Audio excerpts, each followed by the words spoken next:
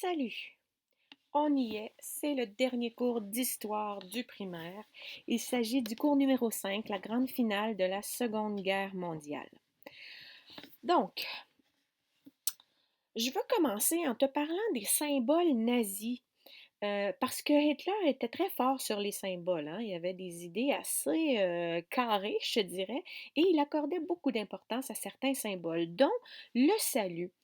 Le salut, le Heil Hitler, tout ça, là, la façon qu'ils ont de saluer leur dictateur, leur Führer, ça vient, ça, imagine-toi donc, des Romains. Quand tu regardes les bandes dessinées d'Astérix, tu les vois souvent dire Ave César. Ben, Ave, ça veut dire salut César. Et Hitler a repris ce même mouvement, c'est-à-dire le bras droit tendu bien droit, perpendiculaire à 45 degrés au-dessus de ton épaule, les deux épaules bien descendues, le bras levé, le dos super droit, les talons collés. C'était la façon de proclamer son allégeance au Troisième Reich. On faisait le salut devant le drapeau nazi ou devant les dirigeants ou bon, les chefs militaires. Et on appuyait aussi le salut par un Heil Hitler. Hail veut dire hommage ou vive, comme vive Hitler. C'est ça qu'on faisait. Donc, ici, tu vois, dans les BD, on voit souvent ce salut. Et ça, c'est ça. Parce que, dans le fond, Hitler, ce qu'il voulait, c'était dominer la Terre comme Jules César avait cette ambition-là aussi. Jules César était lui aussi un dictateur à l'époque des Romains. Et bon, c'était tout un modèle pour notre Adolphe, de son prénom. Oups!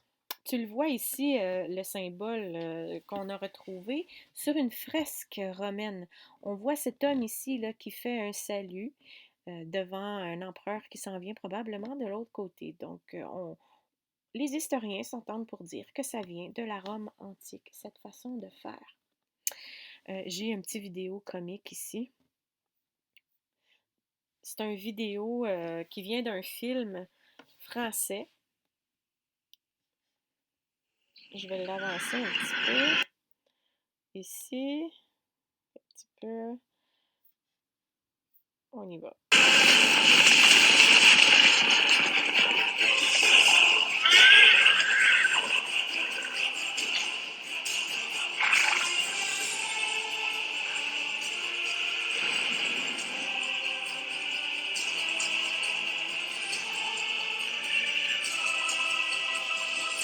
Eh oh, qu'est-ce qu'il y a? Vous entendiez quoi? Russell Crowe? Avec moi!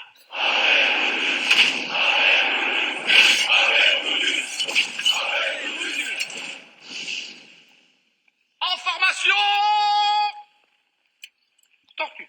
Formation tortue!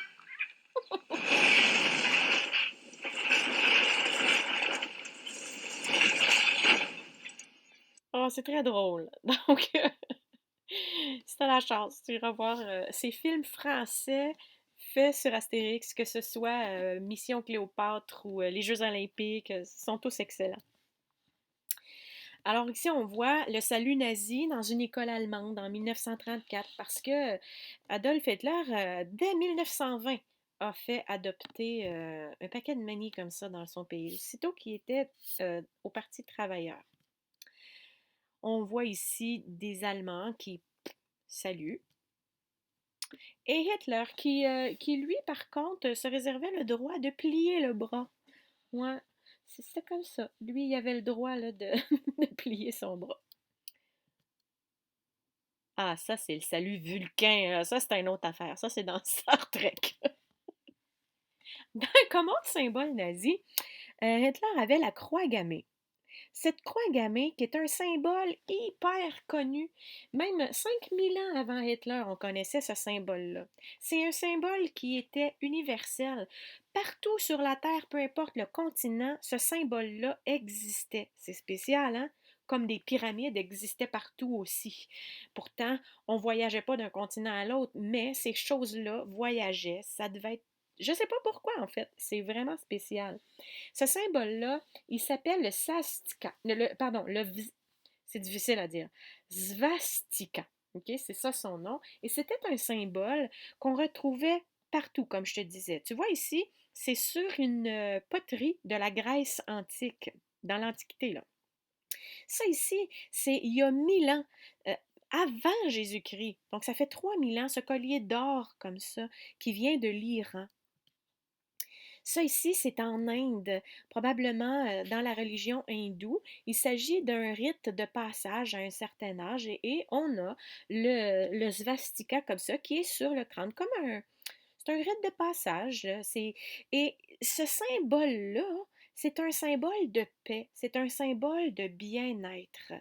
C'est vraiment pas ce que l'on pense. Tu vois, ça, c'est un temple coréen, un ancien temple. On revoit ce signe un peu partout. Même que ça ici, c'est un tissage Navajo. Navajo, c'est des tribus d'Amérique du Sud, tout près des Mayas, en fait. Et puis, tu vois, ça, c'est un tissage, c'est une couverture ou une cape Navajo. Donc, hein? Et ça, c'est un symbole bouddhiste. Tu ne peux pas avoir plus paix que bouddhiste, là. Et il y a le svastika dessus. Alors, dans presque toutes les cultures, svastika symbolise le bien-être. Les historiens pensent que ce symbole-là a voyagé partout dans le monde parce qu'il symboliserait, il représenterait le mouvement du soleil dans une journée. On sait bien que le soleil ne bouge pas, mais nous, ça fait pas longtemps qu'on sait ça. Mais ça, on pensait que c'était le mouvement du soleil, ça tourne, tu comprends? Parce qu'il y a jour, nuit, jour, nuit. C'est comme ça qu'on l'interprète. Hitler se l'est approprié, ce fameux svastika. Il se l'est approprié, mais il l'a tourné de 45 degrés. Au lieu d'être bien droit parallèle, lui, il l'a mis en oblique. Il a choisi ce symbole-là parce que dans toute son histoire, ce symbole-là a été aussi un symbole d'identité aryenne. Tu sais, cette, entre guillemets, race de personnes qui seraient supérieures aux autres, les blonds aux yeux bleus, là, l'Européen par excellence. C'était le symbole qui les identifiait.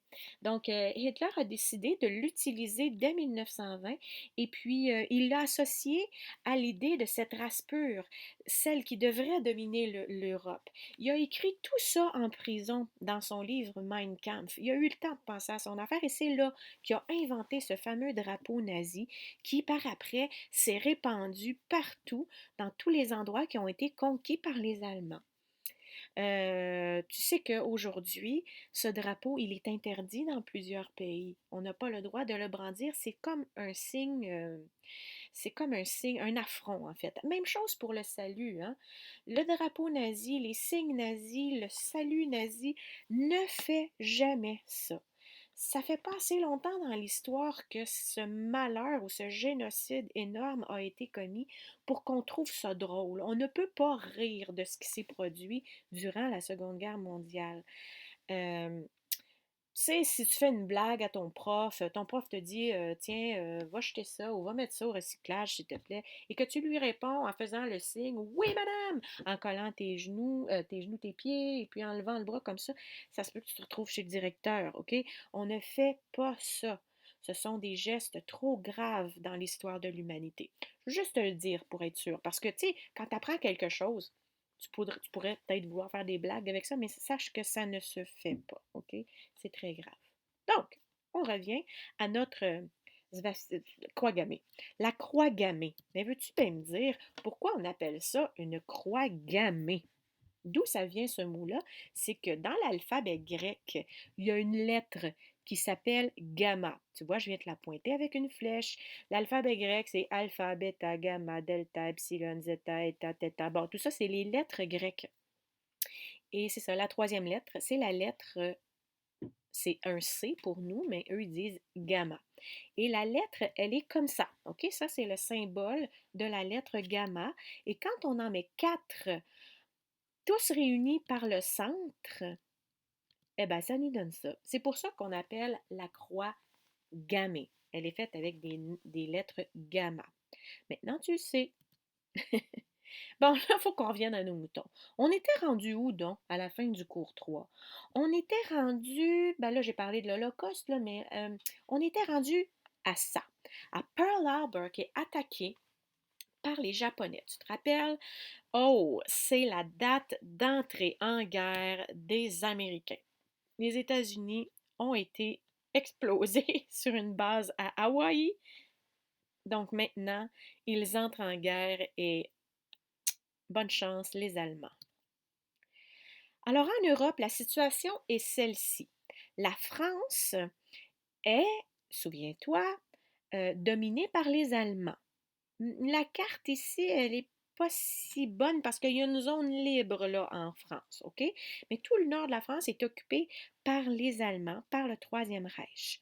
Il y a un pays qui est en jaune, qui résiste toujours, et c'est la Grande-Bretagne, le Royaume-Uni ou l'Angleterre, peu importe comment on l'appelle. En brun se trouve la Russie et en vert, ben, c'est ceux qui sont pour le moment euh, neutres, je dirais. Bon, l'Italie, pas tout à fait, mais bon, OK, on va dire que la situation générale, c'est ça. Maintenant, l'Allemagne devra se battre contre le front ouest, qui sont les Alliés, et contre le front est, qui sont les Soviétiques. Les Soviétiques qu'aujourd'hui on appelle les Russes. En 1942, on a un espoir de gagner déjà pour les Alliés. Il se passe plusieurs choses euh, dans les batailles qui font en sorte que on pense qu'on va y arriver. Je vais t'expliquer ça. Donc, tout d'abord, rappelons-nous que les forces de l'Axe, c'est ceux de Hitler, et les Alliés, c'est ce dont nous, on fait partie par le Royaume-Uni ici. OK?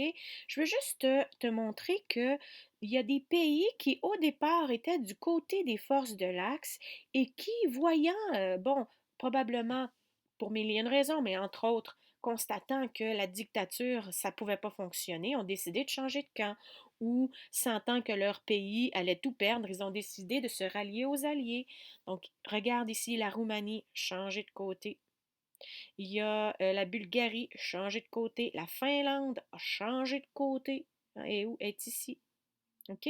Donc, il y a eu du mouvement au niveau des frontières durant toutes ces batailles-là. Le front de l'Est, ça, c'est la Russie, l'URSS de l'époque. À partir de 1942, les Allemands qui avaient vraiment fait une bonne percée en Russie, qui avaient réussi à prendre du terrain, commencent à être repoussés. La raison principale, c'est la température. Les Allemands ne sont pas aussi bons pour résister au grand froid que les Russes, qui habitent déjà là, le sont. En Russie, tu dois savoir qu'il fait aussi froid qu'au Canada en plein hiver. Et là, même à certains endroits encore plus. Tu sais, chez nous, Montréal, il fait froid, mais imagine dans le Grand Nord québécois combien il doit faire froid. Ben, c'est la même chose en Russie. Les Russes sont adaptés à ça, mais pas les Allemands. Donc, ils ont de la difficulté à survivre à ça et ils sont plus faibles, disons-le. Alors, les techniques de guerre fonctionnent moins bien dans ce temps-là. Donc, tu vois, en 42-43, on repousse les Allemands vers chez eux tranquillement, pas vite. Ensuite, 43-44, regarde, sont encore plus repoussés. L'Allemagne est ici. Germany en anglais, c'est l'Allemagne. Donc, regarde là. Ouf! Là, on est en Ukraine, on a-tu passé le, non, on n'a pas passé la Pologne, oui, un peu quand même. Fait que on s'en vient tranquillement, pas vite, en repoussant les Allemands chez eux, ça continue.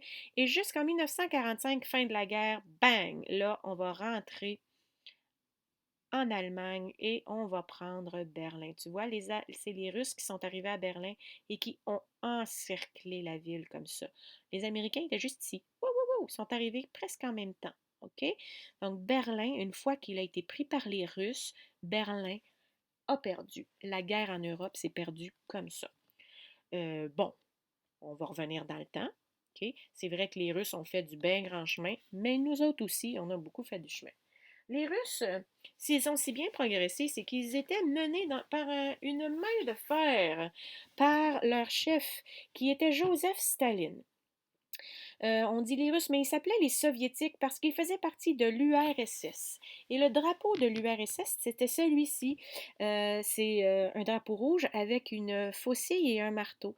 Ça symbolise vraiment le peuple soviétique de l'époque. Et il était mené par ce dictateur qu'on appelle Staline, Joseph Staline. Aujourd'hui, tu sais, la Russie, c'est ça son drapeau. Ils ne sont plus menés par un dictateur en Russie maintenant. OK? C'est pas encore tout à fait réglé, je te dirais, mais mon Dieu, ça progresse bien. OK? Ils sont en démocratie. OK? Alors, Staline, c'était tout un chef. Il valait mieux lui obéir parce que, tout comme Hitler, il faisait partie d'un extrême, tu vois. Ils sont communistes en URSS. On est complètement à l'extrême gauche, alors que ici, on a Hitler et Mussolini qui sont complètement à droite. Tu dois savoir que dans un extrême comme dans l'autre, la vie n'est pas très agréable. La façon de diriger, elle est totalitaire. T'écoutes ou tu meurs, c'est aussi simple que ça. OK? Donc, c'était pas rose pour les Russes non plus. En- Tu vois, ça, c'est une carte de la Russie, un immense pays, là. Et les petits points noirs que tu vois sur la carte, ce sont les goulags. Les goulags en URSS, c'était l'équivalent de ce que Hitler appelait ses camps de concentration.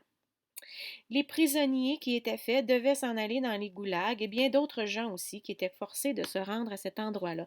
Et c'était la même chose que dans les camps de concentration, c'était du travail forcé.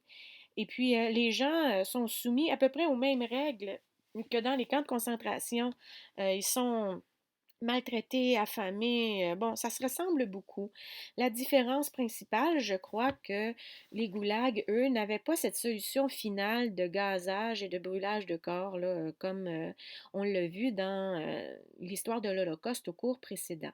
Mais n'empêche, il y en avait vraiment beaucoup et les gens étaient super maltraités là aussi. Donc, Staline, il y avait des idées, tout comme Hitler, très extrême, je te dirais, dans sa façon de fonctionner.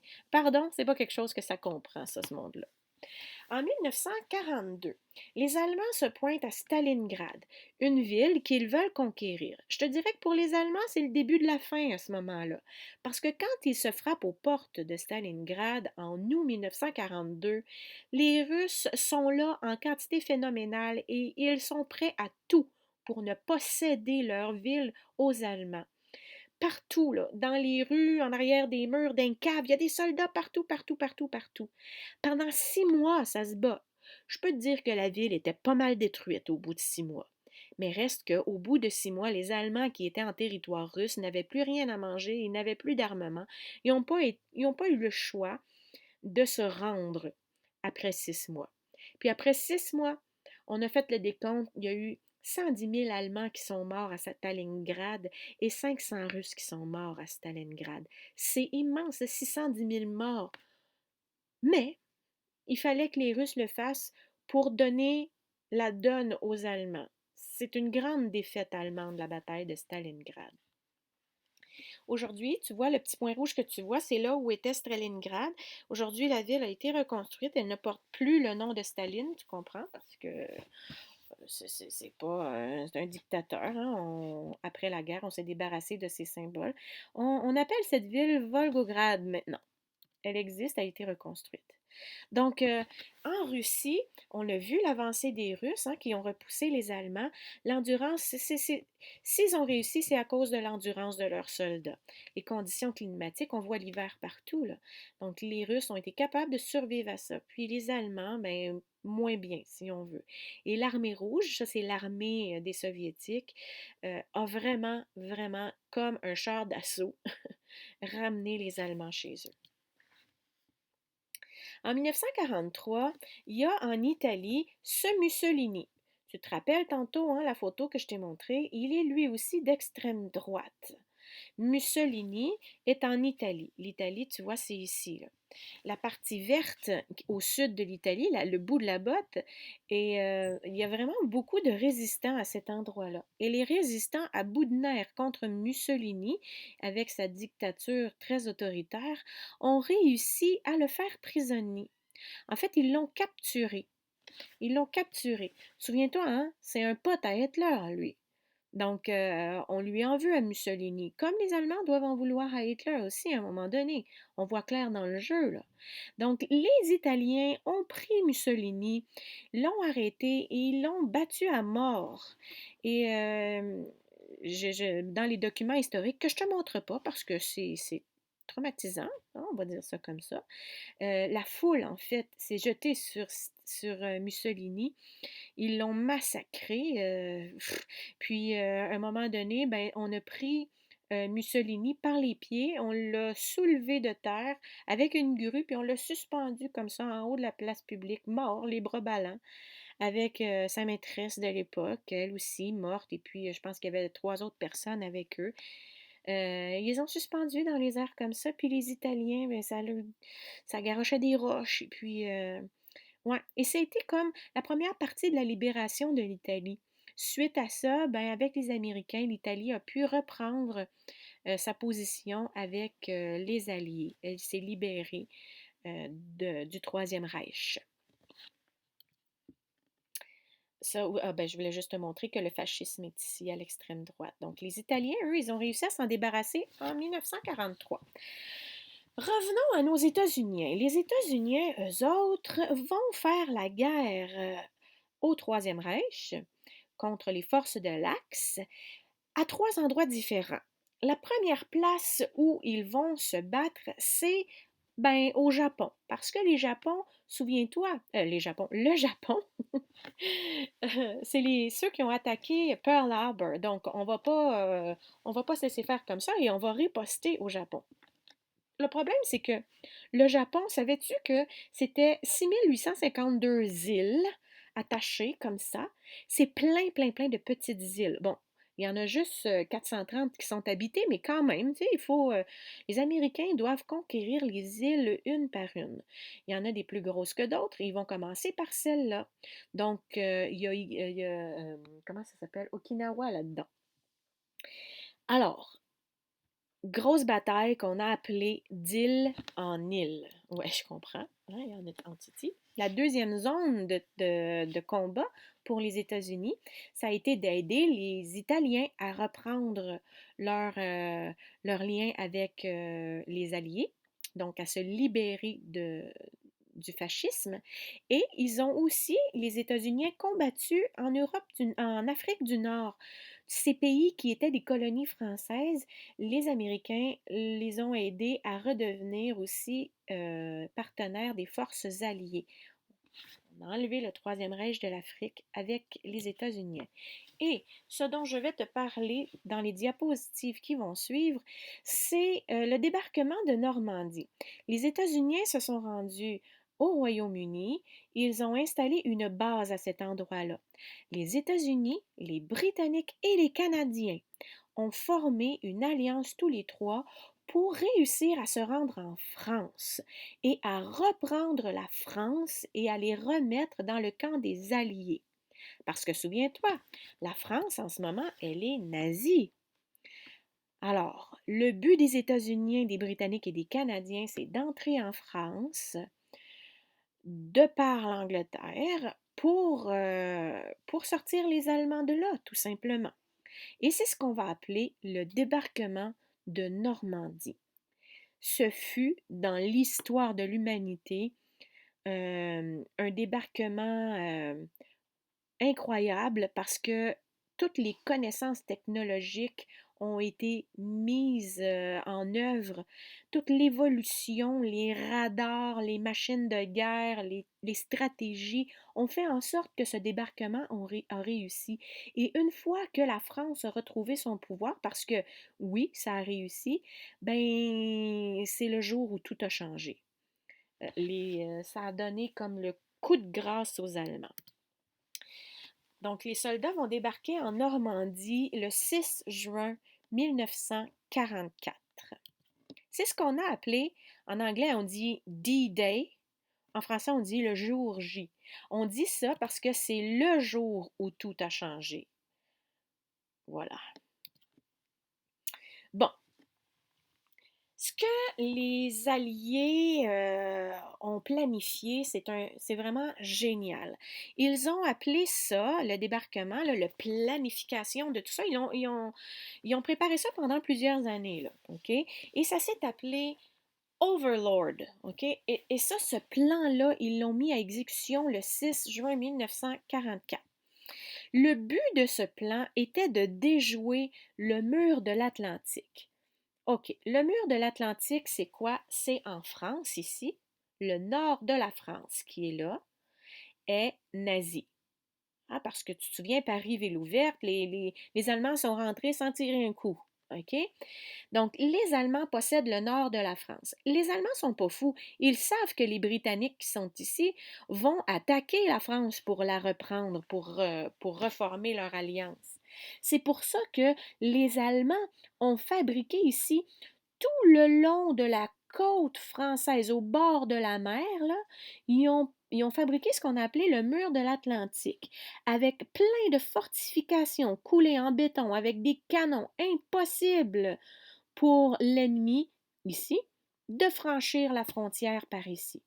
Les ports comme Brest, Le Havre, Dieppe, Calais sont hyper ça se dit-tu, peuplés de soldats allemands. Les ports sont imprenables. On le sait que Londres va essayer d'arriver par bateau sur les ports. Les gros bateaux ne peuvent pas débarquer sur les plages. Les gros bateaux, c'est trop gros, ça va s'échouer sur une plage. Donc, on va vraiment, vraiment mettre l'accent sur tous les ports de mer. Voyons donc. Le mur de l'Atlantique, à quoi ça avait l'air? Ben, ça avait l'air de ça, OK? C'était coulé à même le sol, des structures bétonnées dans lesquelles on trouvait des canons qui pointaient vers la mer pour empêcher les bateaux de vouloir entrer en France. Aujourd'hui, comme ces photos-là sont modernes, c'est des restants, des vestiges du mur de l'Atlantique qui sont encore là. C'est pour ça que tu vois des graffitis sur l'un d'eux, là. Donc, c'est quand tu t'en vas en France, sur le bord de la mer, dans le nord de la France, tu risques d'en voir de ces trucs-là. On les laisse là en souvenir de ce qui s'est passé. Donc, tu vois le bord de la mer qui est là. Donc, il y avait des murs comme ça avec des tours d'observation. Les Allemands craignaient énormément que la Grande-Bretagne envahisse la France et ils étaient prêts. Ils étaient prêts à les accueillir avec une batterie incroyable d'armement. Tu vois, on avait installé des barbelés sur le bord de l'eau.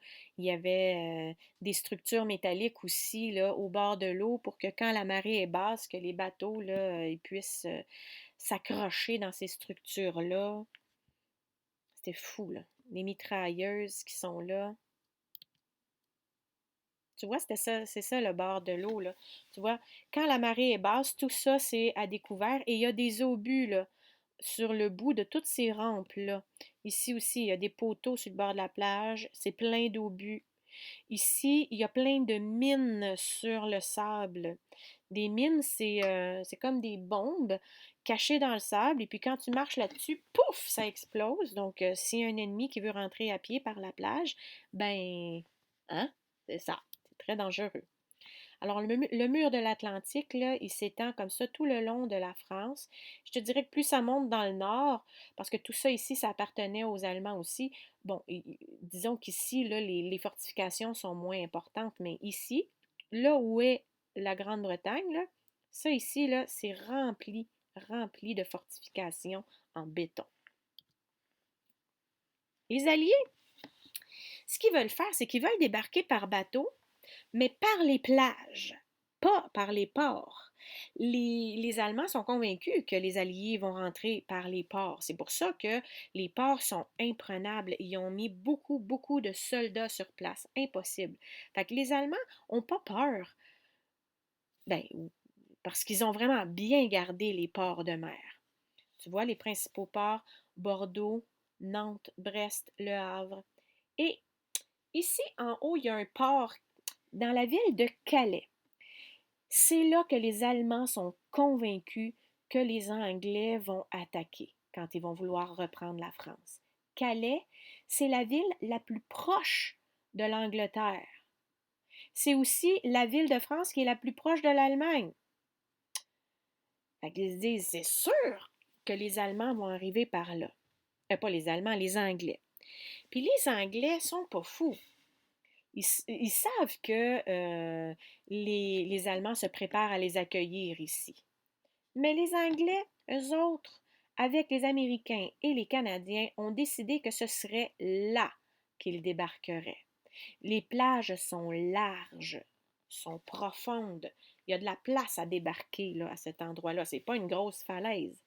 Ils vont planifier l'opération Overlord pour que ça fonctionne.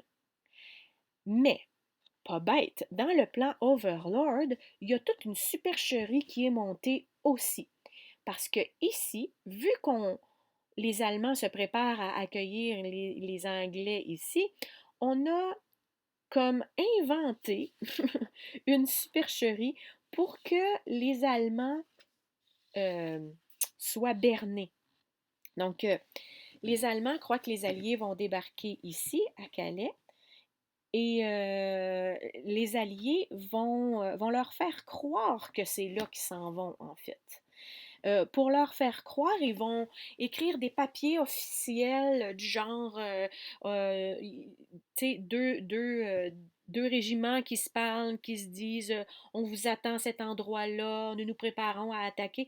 Et ils font semblant de perdre ces documents-là pour que les Allemands les trouvent. Donc, les Allemands sont convaincus que, il y a une attaque qui se prépare. On va même à la radio faire diffuser des faux messages.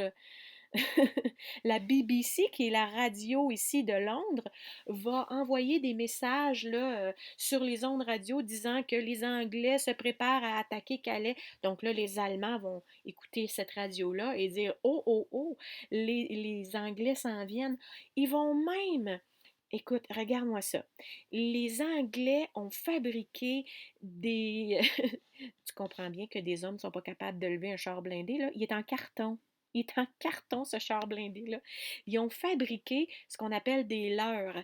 C'est une grosse menterie. C'est un char d'assaut en carton qu'ils vont placer proche de Calais, dans des sous-bois, pour que quand les avions allemands vont survoler le territoire, qu'ils voient du haut des airs des tanks anglais qui se préparent à arriver à l'île. Mais c'est pas des vrais, ils sont en carton. De proche, tu le vois qu'il est en carton, mais du haut des airs, dans un avion, on peut s'y méprendre.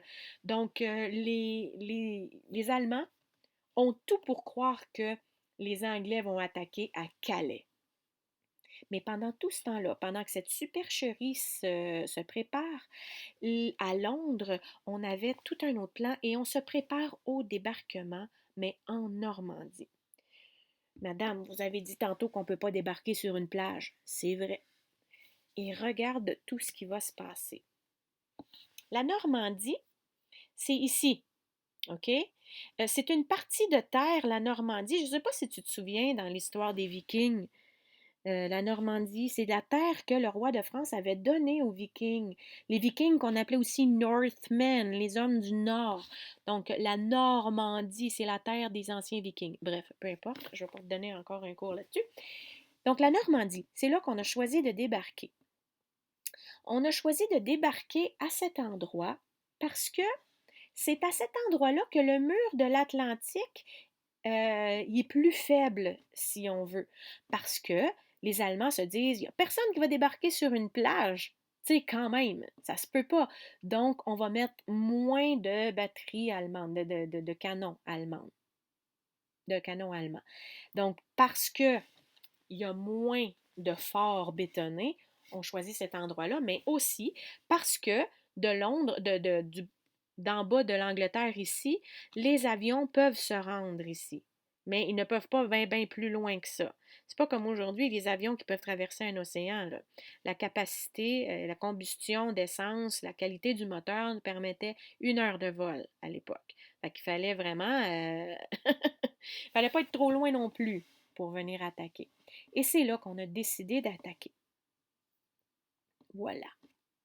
Fait que par bateau, par avion, Tigidou, on s'en va.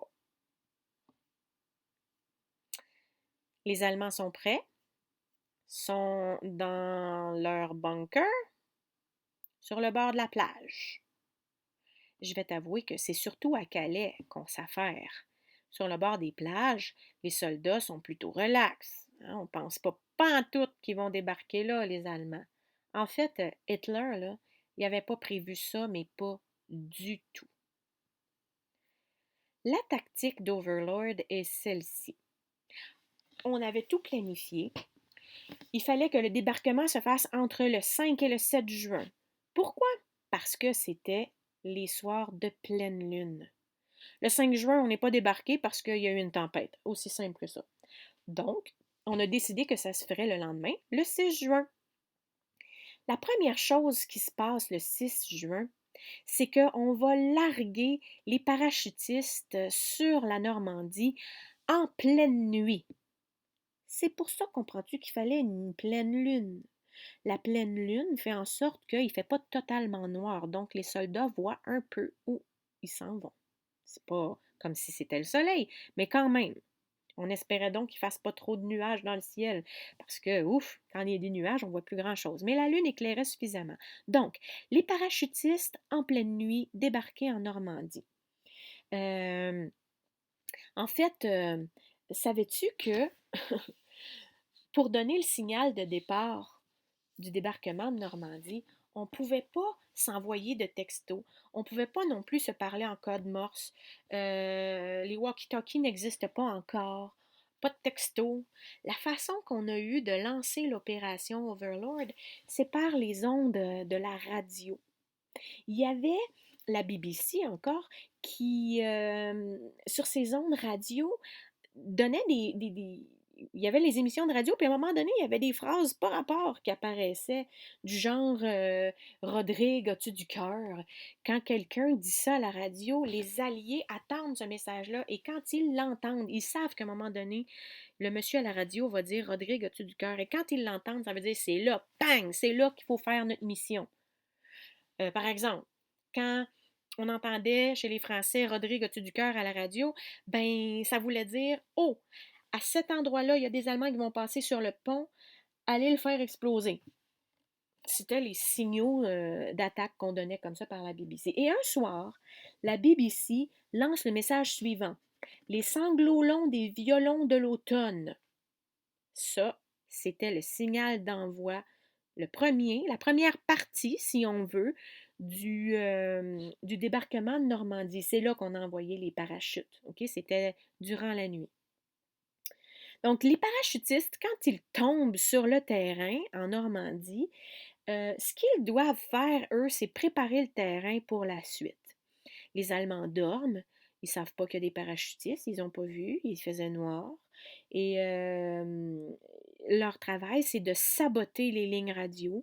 C'est même d'aller construire, d'illuminer une piste d'atterrissage sur un terrain, de trouver un terrain plus ou moins plat et de mettre des lignes lumineuses de chaque côté pour dire aux avions d'atterrir à cet endroit-là. C'était assez large. Donc ça, c'était le travail des parachutistes.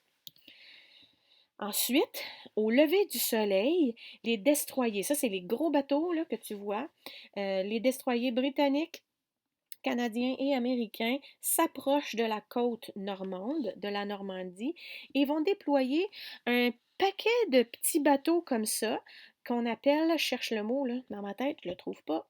Ah zut. Ben voyons, je l'ai perdu le mot. Donc c'est comme des barges, des petites barges à moteur. Donc ces barges-là étaient attachées au bateau, au gros destroyer. Et au petit matin, on les remplit de soldats et on déploie ces barges-là jusque dans les vers les plages. C'est comme des canaux. Ça peut aller jusque sur une plage sans s'échouer, alors que le destroyer peut pas se rapprocher plus que ça de la plage.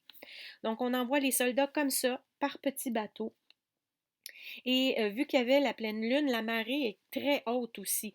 Donc, c'est ce qui est favorable parce que on ne veut pas débarquer trop loin sur la plage à marée basse parce que si tu débarques trop loin de la plage à marée basse, les soldats marchent sur la plage et ils sont à portée de tir pendant plusieurs pas où ils marchent sur la plage. Ils veulent avoir le moins de pas à faire sur la plage possible. Donc, il faut arriver à marée pas tout à fait haute, mais presque à mi-hauteur, je te dirais. C'était ça l'idéal pour eux autres.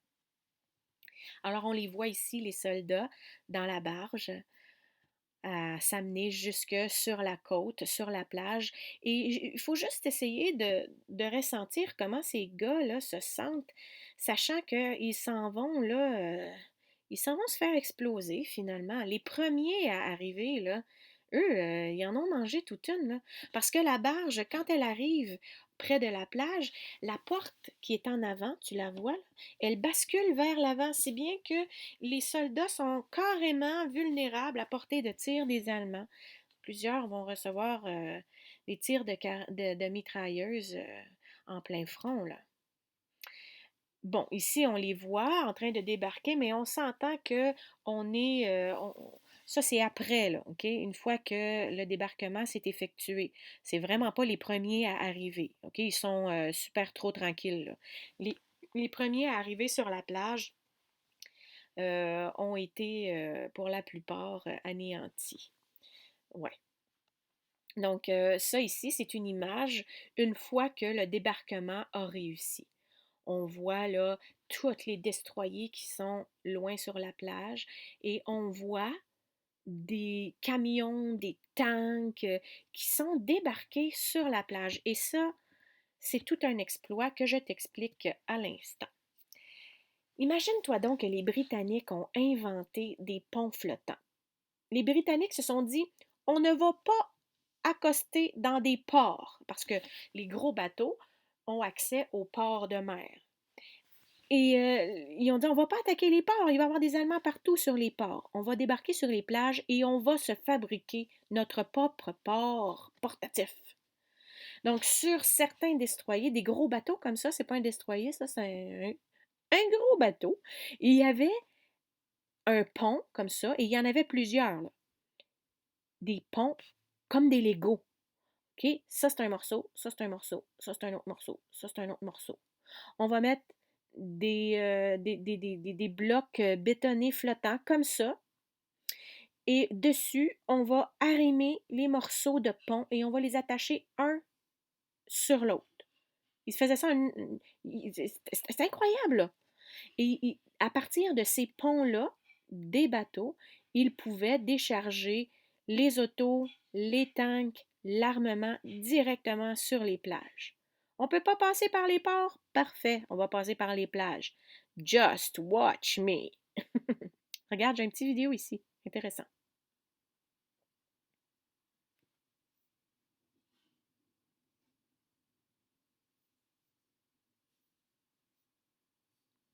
Allez, t'es capable.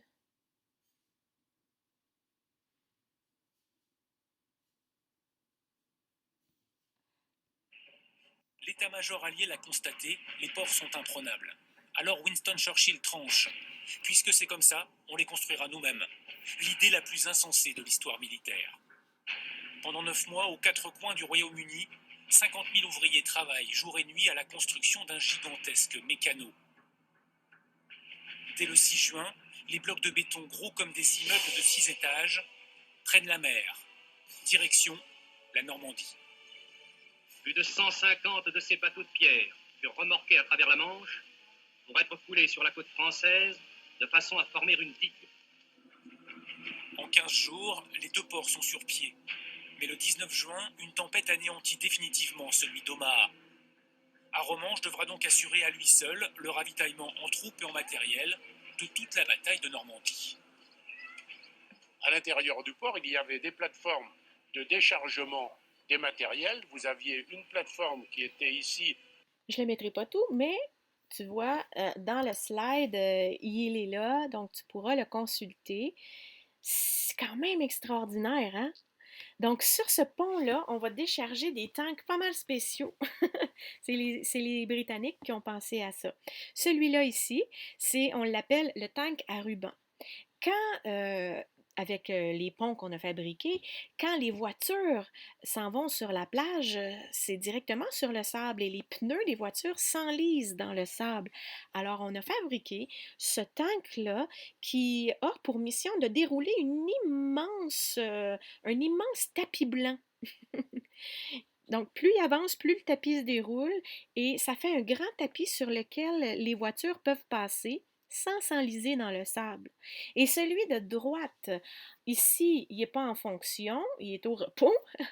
C'est un tank avec une roue ici qui tourne, actionnée par un moteur avec des immenses chaînes à l'avant. Et quand le moteur de ça est actionné, ça tourne, tourne, tourne et ça fait paf, paf, paf, paf, paf. Ça vient fouetter le sol de la plage et ça fait sauter toutes les mines qui pourraient se trouver sur la plage. Et si tu conduis le blindé, ben, les petites mines qui sont explosées, ça n'endommage pas le blindé, c'est blindé, ça le dit. Donc, c'est quand même, il fallait y penser, hein? Faire exploser les mines sur la plage. Et une fois que la plage a été complètement déminée, bien là, les soldats pouvaient marcher sur la plage de Normandie. Il y a plusieurs vidéos hyper intéressantes, mais j'ai pas le temps de te les montrer. Je les laisse là en lien pour que tu puisses y aller. Je vais te montrer un petit bout par contre de celui-là ici. Je vais juste te montrer le début parce que c'est extrêmement violent. C'est une vidéo de 18 minutes qui vient du film Il faut sauver le soldat Ryan. En anglais, c'est Saving Private Ryan. Et c'est extrêmement violent, c'est la guerre telle qu'elle, OK? Je vais pas te montrer ces bouts-là, je vais te montrer le début où on voit les soldats dans cette barge qui se dirigent, les tout premiers à se diriger sur la plage. Ouais, la peur qu'ils devaient ressentir. Allons-y.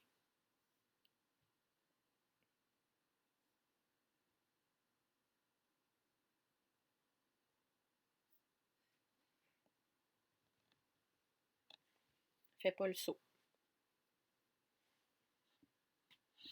Oups, j'ai fait pause. Donc, c'est l'arrivée sur la plage d'Omaha, une plage américaine.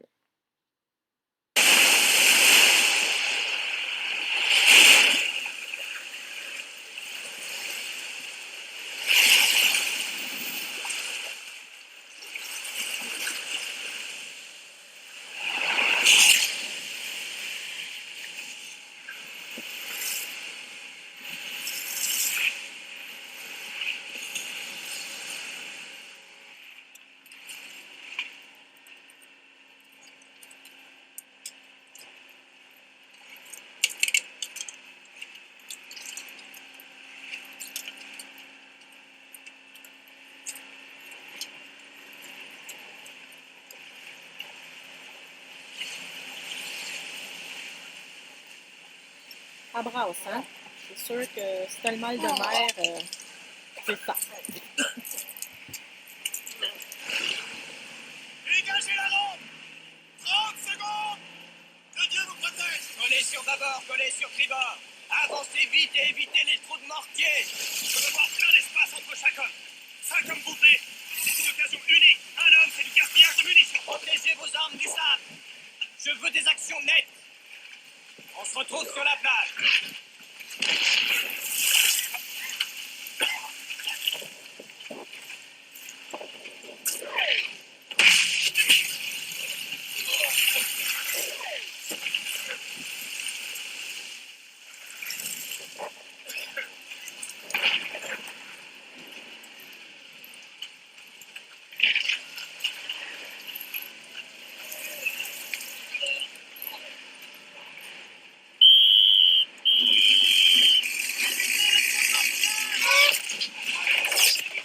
Ok, j'arrête ça là. Écoute, si tes parents sont d'accord, je le laisse là, le 18 minutes du débarquement. C'est l'histoire, en fait, du soldat Ryan. Faut aller sauver un soldat qui participe au débarquement de Normandie et à la libération de la France parce que c'est le troisième fils d'une famille dont les deux premiers grands frères sont morts à la guerre. Et il y a comme une règle non écrite qui dit que quand il y a deux personnes d'une même famille qui meurent à la guerre, on va permettre aux autres de ne pas aller à la guerre. Et là, ils veulent trouver ce troisième fils pour lui dire de rentrer à la maison et d'aller retrouver sa mère. Mais il faut qu'il le trouve, tu comprends? Et pour ça, il faut faire le débarquement en premier. Et voilà. j'arrête cela parce que c'est vraiment trop violent. Si tes parents sont d'accord et que tu as envie d'y aller, ben c'est ça ici. Et ben, si tu veux voir le film au complet, tu peux sûrement le trouver sur une plateforme quelconque. Alors, une fois que les plages ont été maîtrisées par les Alliés, là, il y a plein de soldats qui débarquent en France. Plein, plein, plein. OK? Pendant 11 mois, les soldats vont se battre en France pour reculer les Allemands jusque chez eux en Allemagne. Ça s'est pas fait en criant ciseaux comme ça a pris 11 mois pour repousser les Allemands chez eux. Mais là, on avait des Américains, des Canadiens, des Britanniques qui se battaient tous ensemble pour repousser les Allemands. Ce débarquement de Normandie, quand je te dis que ça a fait un massacre, ben, je t'ai pas menti. Il y a plein de cimetières comme ça en Normandie. Des Américains, des Britanniques, des Canadiens. Et c'est à perte de vue. C'est immense. Ce cimetière, c'est le cimetière canadien. Il est tout près là, des plages où ça s'est passé. Et puis, naturellement, les corps, ils n'étaient pas rapatriés. Hein? Les corps des soldats morts, ils sont enterrés en France, là où ils ont combattu. Alors, toutes les victimes canadiennes sont réunies dans un seul cimetière canadien. Sur chaque pierre tombale, il y a la feuille d'érable canadienne avec le nom du soldat. Et puis, ces cimetières-là sont très, très bien entretenus en France. Les Français sont très reconnaissants du sacrifice que d'autres gens de d'autres pays ont fait pour leur liberté. Donc, il y a 2049 Canadiens qui sont dans ce cimetière. C'est quand même pas mal de monde. Hein? Et ça, c'est tous des jeunes, hein? Ces soldats-là, là, 18, 19, 20, 21, 22 ans. Pour la plupart, c'était très jeunes personnes qui avaient la vie devant eux. Faut pas l'oublier, ça. Hein?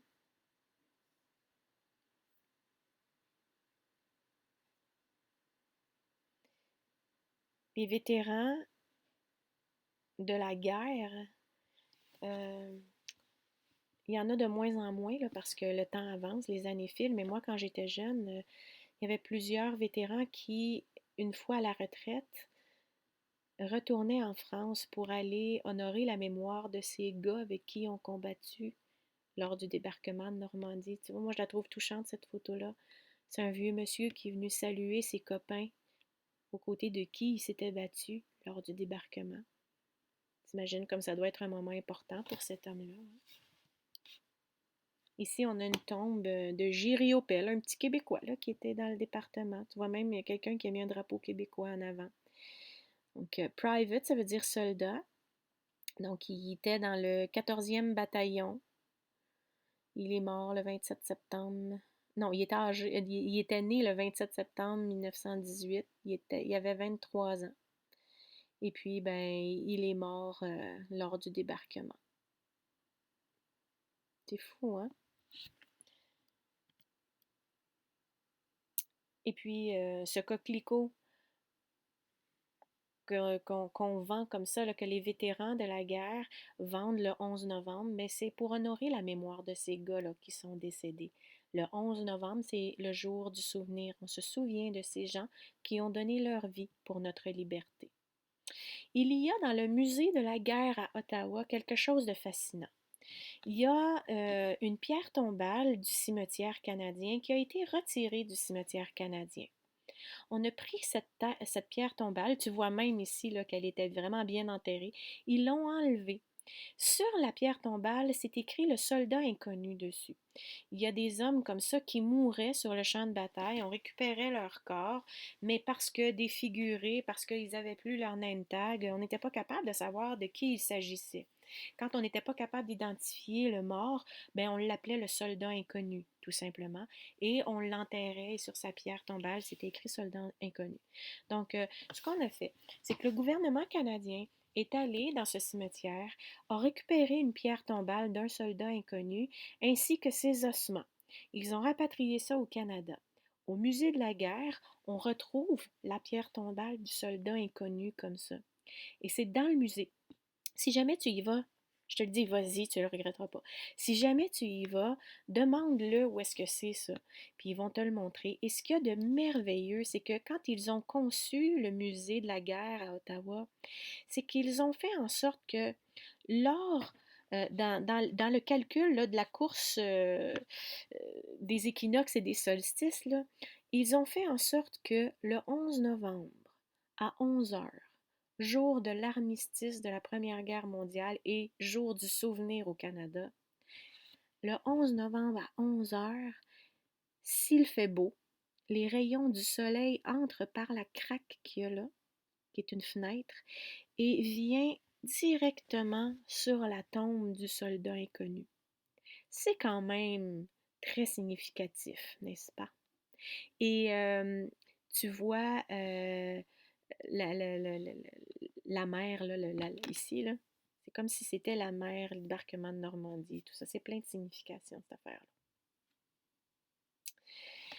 Donc, en Europe, c'est chose faite. OK? La défaite des Allemands est pratiquement faite. Comme je te dis, ça a pris 11 mois après le débarquement. Donc, ce qu'on fait, c'est que ces 11 mois-là, on met toute notre armée pour vaincre Hitler. Le Japon va venir après. Donc, comme je te disais tantôt, ça a pris 11 mois. C'est ce que je viens de dire ici. Une fois qu'on a débarqué en Normandie, l'armée s'avance, s'avance, s'avance et va reprendre Paris. On enlève Paris à Hitler, donc la France est libérée parce que la capitale, c'est Paris. Et là, tu as ce monsieur ici que j'encercle en rouge qui s'appelle Charles de Gaulle. Charles de Gaulle, c'est celui qui était comme le chef dans la France libre en dessous, là. Charles de Gaulle, c'était aussi le chef des résistants français. C'est un peu lui, finalement, qui a orchestré le débarquement de Normandie aussi. Donc, c'est un peu grâce à ce chef-là, Charles de Gaulle, que la France a été libérée. Tu comprends pourquoi c'est un personnage très important en France.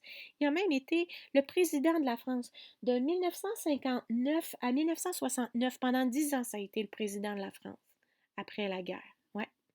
Donc ici, on voit la France qui est libérée. Tu comprends, Charles de Gaulle passe en dessous de l'Arc de Triomphe pour montrer à Hitler qu'il a repris son territoire. Et puis, tu as les Français, là, comme ça, dans les rues, qui brandissent les drapeaux américains, les drapeaux canadiens, pour les remercier de leur avoir redonné leur liberté. On le sait qu'à partir de maintenant, c'est une question de temps avant que les nazis soient anéantis. Donc, après le débarquement, c'est plus juste qu'une question de temps avant que les Allemands soient complètement anéantis.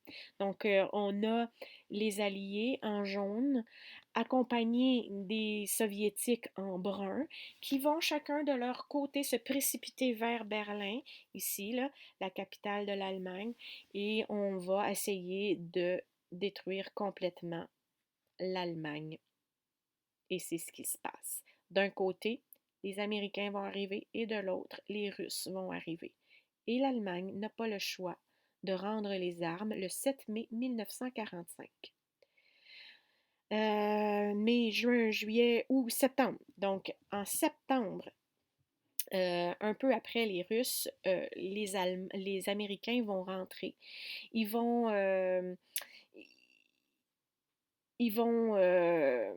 se battre contre les Allemands qui, jusqu'à la dernière minute, là, vont tout donner, mais rien n'y fait. En avril, les Russes vont encercler Berlin et les Américains vont les rejoindre pas longtemps après. Donc, on voit une image célèbre ici. Tu as les Russes, tu as les Américains à Berlin. Ils se rencontrent tous les deux. Ils vont d'ailleurs se diviser la ville en deux ici, mais ça, c'est une autre histoire.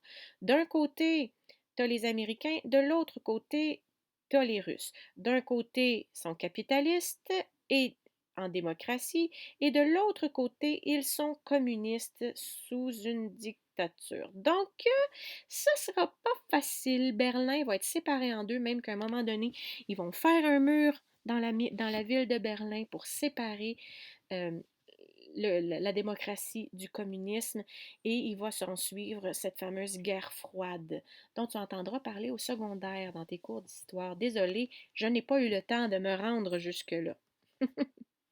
Mais c'est la suite, si on veut.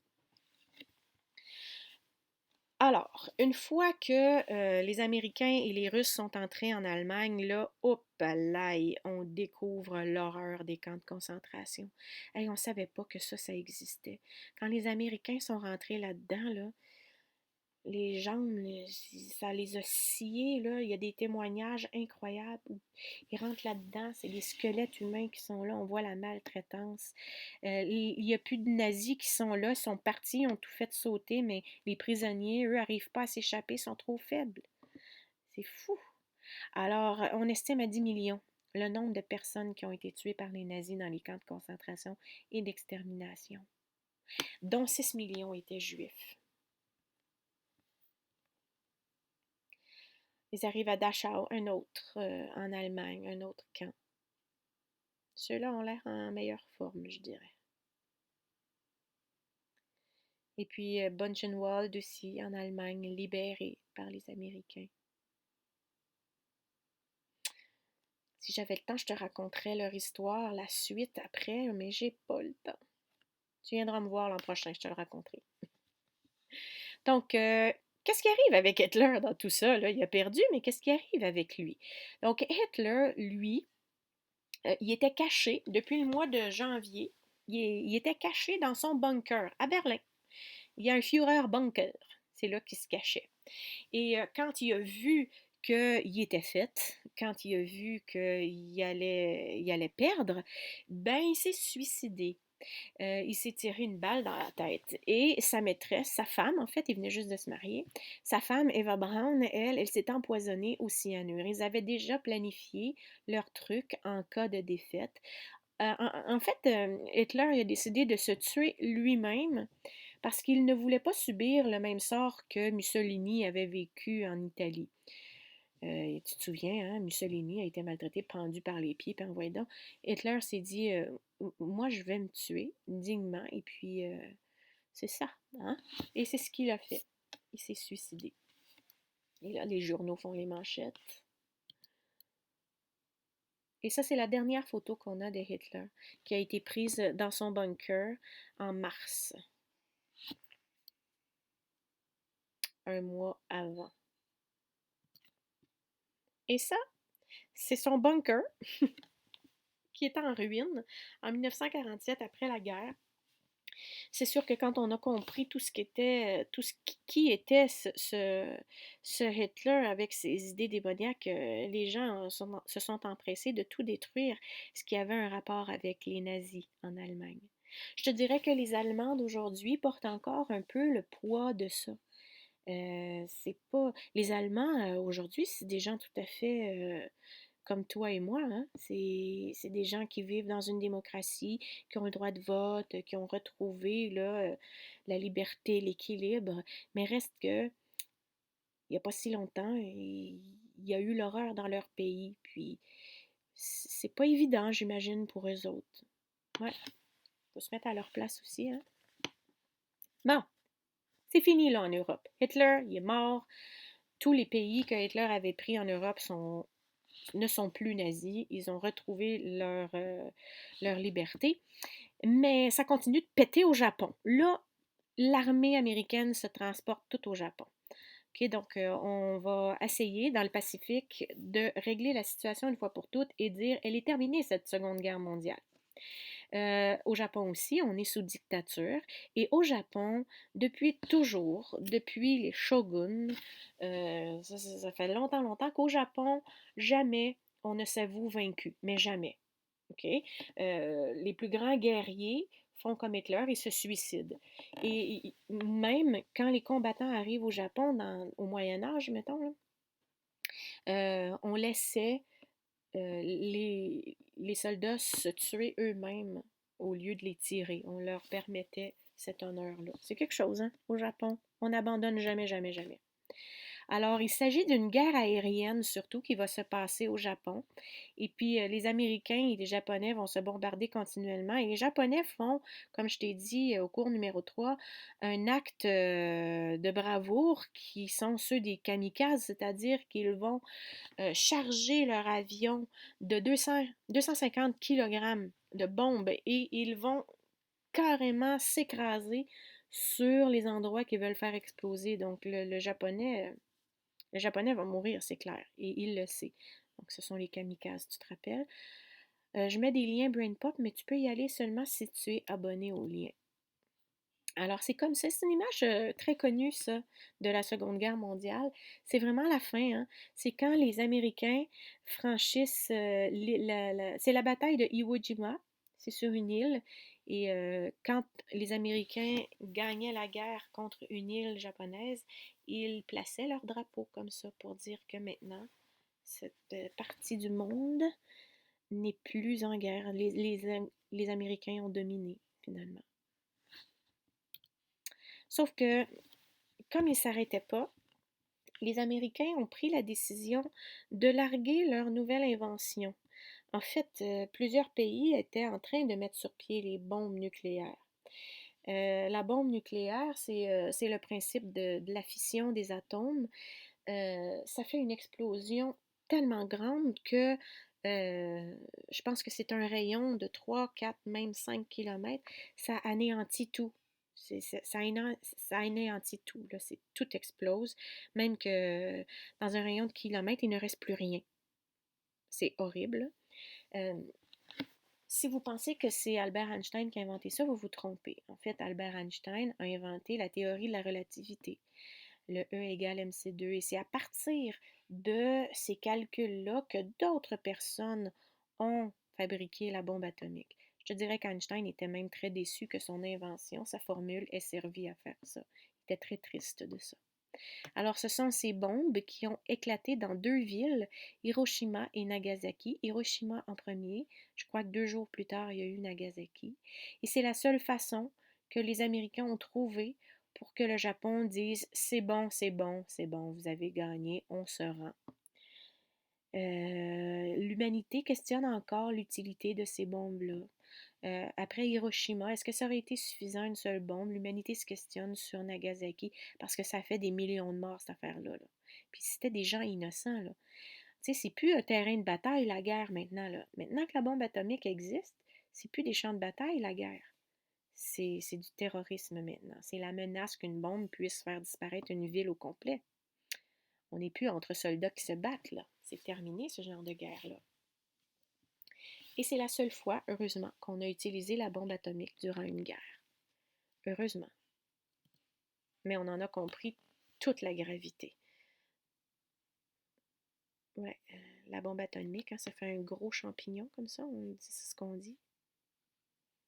Et puis, la bombe fait beaucoup de dommages, mais les dommages viennent beaucoup par après aussi parce que les radiations de la bombe atomique font en sorte que tous ceux qui ont été exposés au vent de la bombe vont avoir le cancer. Donc, il y a eu des millions de morts du cancer dans les années qui ont suivi. Ça donne le cancer, c'est radioactif cette affaire-là. Et après, ben c'est ça, la libération des camps de concentration, comme on a dit tantôt. J'en ai déjà parlé amplement, je vais passer rapidement. Tu reconnais le Arbeit Macht Frei? On est à Auschwitz, là. Hein? C'est la libération du camp d'Auschwitz. Le constat, ben, comme je viens de dire, on vient de connaître une nouvelle façon de faire la guerre. Les champs de bataille, ça n'existe plus. Maintenant, l'aviation permet de bombarder partout. Les chars et les communications radio permettent de communiquer avec tout le monde, peu importe où il se trouve. Et puis, ben, l'évolution, hein, les guerres sont une grande période d'évolution technologique. Je ne t'en ai pas parlé dans mon cours, mais c'est là qu'on a inventé l'ordinateur. C'est Alan Turing, pas Turing, comment il s'appelle? J'ai oublié son nom. Kering? Je sais plus. Göring, c'est un Allemand. Turing? Peu importe. Celui qui a inventé l'ordinateur, c'était pour décoder les messages que les Allemands s'envoyaient entre eux. Et en tout cas, tu iras voir le film, ça s'appelle Le jeu de l'imitation. Imitation Game en anglais. C'est vraiment un bon film. Tu iras voir ça. Tiens, je t'enverrai une liste de films à regarder sur les guerres si ça t'intéresse. Je l'ajouterai au cours dans le Classroom. Donc, au bilan, 55 millions de morts, dont plus de 20 millions pour la Russie. Là, c'est du monde. Là, c'est plus qu'à la Première Guerre. Et après, ben, partout là où il y a eu le Reich, là où il y a eu des nazis, on procède à un grand nettoyage. On a appelé ça la dénazification. Tous les pays qui ont été libérés des nazis ont arraché les drapeaux, ont tout brûlé, même les affiches de Hitler, sa propagande, tout a été là, anéanti et les gens le faisaient avec grande joie. Les gens même qui avaient été envahis par les nazis avaient soif de vengeance. Tous ceux qui avaient sympathisé avec les nazis, tu vois ça ici, c'est une femme qui avait été la blonde d'un nazi. Ben, on lui a rasé les cheveux en public pour l'humilier. Ceux qui ont collaboré là, à dénoncer les Juifs, on les méprisait, disons qu'on n'a pas été très gentil avec eux. Et surtout, partout, partout en Europe, des villes à reconstruire. Des villes entièrement détruites. Je dis en Europe, mais en Russie aussi, là, les dommages sont énormes. Tu comprendras qu'après la Seconde Guerre mondiale, quand les Américains et les Canadiens retournent chez eux en Amérique, ce pays-là n'a nullement été touché. Ah, je te l'ai pas dit non plus parce que je pouvais pas dire tout, là, mais il y a eu des U-boats là, allemands qui sont arrivés, qui sont venus. Il y a même un U-boat qui a débarqué à Rimouski. Les soldats, les soldats allemands sont débarqués à Rimouski. Ils ont parlé à du monde. Ils ont repris leur, navire, leur sous-marin, puis ils sont repartis en Europe. Ils venaient faire de la reconnaissance, prendre combien de temps ça prendrait avant qu'on débarque en Amérique, si jamais on veut attaquer l'Amérique. Mais les Allemands n'ont jamais eu la chance d'attaquer l'Amérique parce que le débarquement de Normandie, OK? Fait que chez nous, là, au Canada et aux États-Unis, il n'y avait rien de détruit. Donc, nous, on a retrouvé nos villes telles quelles. Et puis, ben, c'est ce qui fait que l'Amérique a vraiment pris de l'expansion dans le monde entier parce que, contrairement aux autres pays, nous, on n'avait rien à reconstruire. L'Europe a définitivement perdu sa place de puissance numéro un mondiale. Tout son argent sert à tout reconstruire finalement.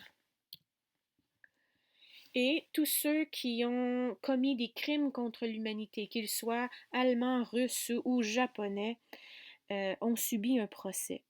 Un procès dans lequel ils ont été condamnés. Ils ont été jugés par un tribunal international à Nuremberg. Justice a été rendue, emprisonnés qu'ils ont été. Donc, ils ont été jugés. Et pourquoi je t'ai donné ce cours-là sur la Seconde Guerre mondiale et sur la Première Guerre mondiale? C'est qu'en fait, euh, c'est important d'en parler parce que quand on connaît quelque chose, on juge moins, on comprend mieux notre histoire d'aujourd'hui quand on sait ce qui s'est passé avant. Et surtout, quand tu sais à quel point ça a été atroce, effrayant, horrible, ben tu veux plus que ça recommence. C'est important d'en parler parce que si on ne veut plus que ça recommence, il faut s'en L'état-major souvenir. allié l'a constaté, Oups! les ports sont imprenables. Qu'est-ce qui se passe? Alors Winston Churchill tranche. Puisque c'est Attends comme un peu. ça, on les J'enlève construira ça. nous-mêmes. L'idée la plus... J'enlève ça. Je continue. Lire. Alors, ce que je disais, c'est que c'est important d'en parler pour s'en souvenir. Et quand on se souvient, ben, on évite de répéter les mêmes erreurs. Faut en parler, c'est important. Toi, tu seras l'adulte de demain. Souviens-toi de ce que je t'ai raconté plus tard. Évite toutes sortes de guerres, coûte que coûte. Parce que c'est jamais la solution, la guerre. Il faut se parler d'envie. Trouver des solutions. Et c'est ce que l'ONU fait. L'Organisation des Nations Unies, suite à la Seconde Guerre mondiale, s'organise. On prend un modèle sur la SDN qui n'a pas marché à la Première Guerre mondiale et on forme un comité qui représente tous les pays. Et ce comité-là se rencontre, et c'est à Genève, et on se rencontre pour trouver des manières d'aider les pays qui vivent des conflits. On veut trouver des solutions. Donc, c'est ça l'ONU. Il y a des soldats qui sont de l'ONU, ils ont des casques bleus, comme le drapeau bleu. Et quand tu vois un soldat avec un casque bleu, il n'est pas là pour aller se battre, il est là pour trouver des solutions de paix, aider le pays à apaiser sa colère et essayer de comprendre et de trouver un terrain d'entente. Si jamais tu vas à Ottawa, tu sais, tantôt, je t'ai montré la pierre tombale du soldat inconnu. Je t'avais dit qu'on avait rapporté ses ossements aussi. Ben, ils sont là. OK? En avant du Parlement à Ottawa, il y a un cénotaphe. Ça, ce mot-là ici, un cénotaphe, c'est comme une structure, une immense statue commémorative. La statue qui est là, elle est magnifique. Elle continue en arrière, là. C'est une statue qui représente la Première Guerre mondiale. En arrière, il y a des chevaux qui tirent une grosse charrette. C'est tellement beau. Va voir ça à Ottawa. Et puis, sur chacune des faces du cénotaphe, tu as les guerres, les dates, les années où les soldats canadiens ont participé à de grandes guerres, où il y a eu plusieurs morts. Et c'est à ce cénotaphe qu'on a enterré ici les ossements du soldat inconnu dont la pierre tombale se trouve au musée de la guerre. Il est enterré juste là. Et pour honorer la mémoire des soldats canadiens morts au combat, il y a tous les jours des soldats comme ça qui montent la garde devant le cénotaphe. Tous les jours. Et toi, tu peux aller te recueillir ou juste passer devant. Je te conseille de le faire si jamais tu vas à Ottawa. Arrête-toi, va devant la tombe du soldat inconnu, puis aie une petite pensée pour tous ces gens-là qui sont morts, pour que toi, tu sois libre aujourd'hui. Si toi, tu vis dans un pays démocratique, c'est parce qu'il y a des gens qui se sont battus pour que tu puisses le vivre. N'oublie jamais ça. Prends le temps de remercier la vie, n'importe quoi, le passé. Prends le temps d'apprécier ta chance. OK? Et puis, juste en face ici, il y a le Parlement de ce côté-là. Et il y a comment on appelle ça, une flamme éternelle qui brûle. Et c'est en hommage, ça aussi, à la paix qu'on a su se faire dans notre pays, en hommage aux soldats qui combattent comme ça pour préserver cette paix. Si ça t'intéresse, l'histoire d'Anne Frank, c'est vraiment bon. Et il y a un livre qui s'appelle Le journal d'Anne Frank. Je te conseille de le lire. Je ne vais pas trop te raconter l'histoire si ça t'intéresse. Elle, ça se passe à Amsterdam, aux Pays-Bas. C'était occupé par les Allemands. Et elle, cette petite fille, elle s'est cachée ici durant la guerre. Et elle a écrit durant la guerre. C'est elle, c'est Anne Frank. Alors, si tu veux aller lire son histoire, ça s'appelle Le journal d'Anne Frank. Tu iras visionner ça ici, là, c'est sur YouTube, c'est une vidéo, une carte où on voit toutes les frontières qui commencent par la Pologne qui est envahie, et puis ça grossit, puis après ça, tu vois comment la Russie et puis les Alliés réussissent à anéantir le Troisième Reich. Donc, c'est une carte le fun à visionner.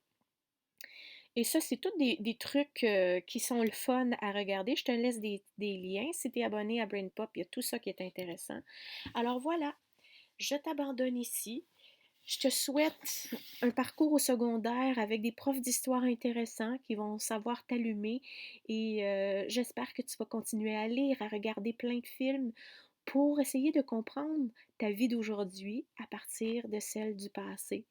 Alors, que ta vie soit bonne, je te souhaite bonne chance et puis on se recroisera dans les corridors. Promis.